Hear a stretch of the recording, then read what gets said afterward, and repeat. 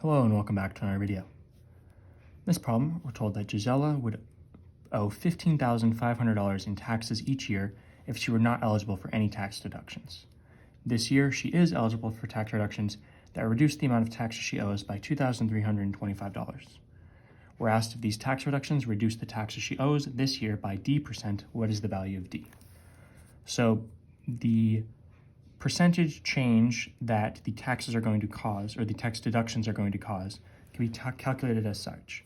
We have the deductions divided by the total multiplied by 100. So this is the proportion that they form. The deductions divided by the total is the proportion that they are of the total. And then you multiply it by 100 to get it in terms of percent. So the deductions is 2,325 divided by the total is 15,500, or 15,500.